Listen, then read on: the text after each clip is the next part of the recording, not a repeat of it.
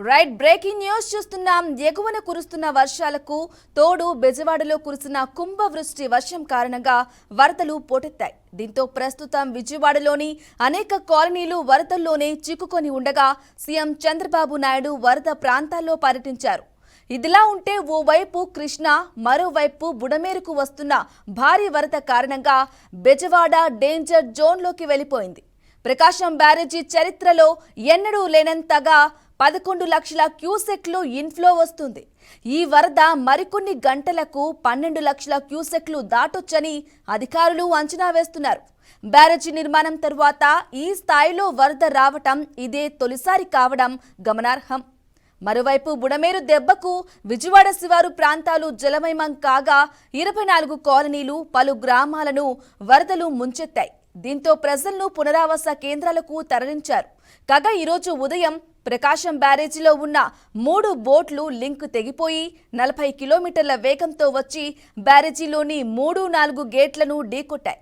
దీంతో డ్యాం గేట్లకు పగుళ్లు వచ్చాయి. ప్రస్తుతం వరద ప్రవాహం అధికంగా ఉండటంతో 3 బోట్లు గేట్లకు అడ్డం పడ్డాయి. దీంతో అధికారులు వాటిని తొలగించే ప్రయత్నం చేస్తున్నారు.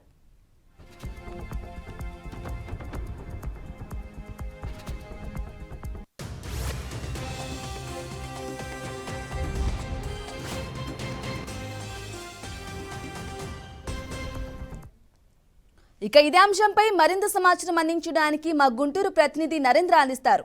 నరేంద్ర, చెప్పండి. డేంజర్ జోన్ లో బెజవాడ ఉన్నట్లుగా తెలుస్తుంది. ఓవైపు కృష్ణ, మరోవైపు బుడమేరు వరదతో విజయవాడ ప్రజలు అల్లాడిపోతున్నారు. దీనికి సంబంధించిన డీటెయిల్స్ ఇవ్వండి. Good morning Brahmani. బెజవాడ అంటే ఉమ్మడి ఎన్టీఆర్ కృష్ణా జిల్లాలు ఏదైతే ఉన్నాయో ఇక్కడ ఈ పరిస్థితి ఇన్ని సంవత్సరాలుగా ఎక్కడ కనిపించలేదనేది ప్రతి ఒక్కరి నుండి వచ్చినటువంటి మాట. అంటే గత 2 రోజులుగా కురుస్తున్నటువంటి వర్షాలు ఎప్పుడు కూడా అంటే తన లైఫ్ లో ఎప్పుడు కూడా చూడలేదు. ఒక 30 సంవత్సరాల నుంచి ఇలాంటి వర్షం చూడలేదు అనేటటువంటిది అక్కడ ప్రజలు చెప్తున్నటువంటి మాటలు మనం స్పష్టంగా తెలుస్తా ఉంది. అయితే గత 2 రోజుల నుంచి సీఎం చంద్రబాబు ఇక్కడ పర్యవేక్షిస్తున్నారు. గత రాత్రి స్వయంగా మరబోట్లో సింగ్ నగర్ కాలనీని పర్యవేక్షించారు. ఎందుకంటే బుడమేరు ఏదైతే వాగు ఉందో ఆ వాగు ఒక్కసారిగా ఉధృతంగా ప్రవహించడంతో సింగ్ నగర్ కాలనీ అంతా ఒక అతలాకుతలం అయిపోయినట్లుగా మనకు కనిపిస్తా ఉంది. ఎందుకనంటే లోతట్టు ప్రాంతాలు దాదాపుగా ఇప్పటికి కూడా 6-7 అడుగుల నీరు ఆ సింగ్ నగర్ కాలనీలో ఇంకా అలానే ఉండిపోయింది. అలాగే దీంతో 2 రోజుల నుంచి ఎక్కడ కూడా ఆహారం అందని పరిస్థితి. అయితే రాత్రి చంద్రబాబు పర్యవేక్షించిన తర్వాత క్షేత్రస్థాయిలో అధికారులందరూ అప్రమత్తమయ్యారు. ప్రస్తుతం రెస్క్యూ టీం అనేటటువంటిది అక్కడ రెస్క్యూ టీం ఏదైతే ఉందో ఆ టీం అంతా అక్కడికి వచ్చేసింది. అక్కడ చంద్రబాబు రెండోసారి ఈ రోజు పర్యవేక్షించడంతో ఇప్పుడిప్పుడే ఆహారం అనేటటువంటిది అందుతా ఉంది. ఎన్డీఆర్ఎఫ్ బృందాలతో పాటు దాదాపుగా ఒక 100 బోట్లను, స్పీడ్ బోట్లను కేంద్రం పంపించినట్లుగా మనకు సమాచారం అందుతుంది. ఎందుకంటే ఉదయం గన్నవరంకి పంజాబ్ నుంచి దాదాపుగా ఒక 50 స్పీడ్ బోట్లు వచ్చినట్లుగా తెలుస్తా ఉంది. అలాగే అక్కడ ఉన్నటువంటి పరిస్థితి అంటే దాదాపుగా 100 బోట్లతో 6 హెలికాప్టర్లతో ఈ సహాయ సహకారాలు అందించబోతున్నట్లుగా సీఎం స్పష్టంగా తెలియజేశారు. ఎవరు కూడా ప్యానిక్ గురి కాకూడదని, ఎవరు కూడా భ్రాంతులకు గురి చేసేటటువంటిది గురి కావద్దని, అలాగే ఎక్కడా కూడా ఏ ఇబ్బంది ఉన్నా వెంటనే తెలియజేయాలని చెప్పి అధికారులకు తెలియజేస్తా ఉన్నారు. అలాగే అక్కడ కరెంటు అలాగే ఏదైతే లేదో అంటే సెల్ ఫోన్ సిగ్నల్స్ లేని పరిసరాలను ఒకసారిగా గమనించాలని అధికారులకు స్పష్టం చేస్తా ఉన్నారు.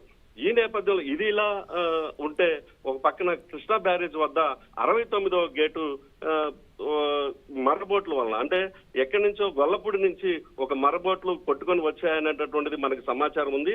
దాదాపుగా ఒక 6 బోట్ల వరకు అక్కడకు ఆ ప్రకాశం బ్యారేజ్ వద్దకు చేరుకొని ఆ వరద ప్రవాహంతో 69వ గేటుని డైరెక్ట్ గా ఢీకొనడంతో అక్కడ అంటే దాదాపుగా ఆ 69వ గేటు కొంత ధ్వంసమైంది. దీనిపైన అక్కడ ఉన్నటువంటి ఎవరైతే అధికారులు ఉన్నారు వెంటనే గమనించి దాన్ని ఎప్పటికప్పుడు పర్యవేక్షిస్తూ ఉన్నారు.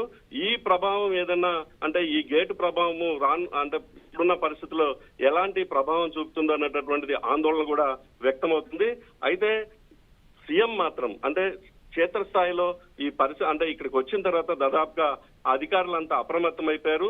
ఎక్కడ కూడా ఎలాంటిది చిన్న డేంజర్ అనేటటువంటిది అంటే ఎవరు కూడా చనిపోవడానికి వీల్లేదు, ఎవరు కూడా పానిక్ గురి కావడానికి వీలు లేదు అన్నటువంటి సిచ్యువేషన్స్ సీఎం భరోసా ఇవ్వడంతో అక్కడ కొంత అధికారులు కూడా ఎక్కువగా దీని మీద ఫోకస్ పెట్టారు. అంటే స్టేట్ వైడ్ గా ఉన్నటువంటి ఎవరైతే అధికారులు ఉన్నారో అంటే యాక్టివ్ గా పనిచేసే అధికారులు ఎవరైతే ఉన్నారో వాళ్ళందరినీ రాత్రి సీఎం విజయవాడకు పిలిపించడం, ఇప్పుడు మంత్రులు కూడా ఇక్కడికి వస్తూ ఉన్నారు, అలాగే ఎమ్మెల్యేలు కూడా ఇక్కడికి వస్తూ ఉన్నారు.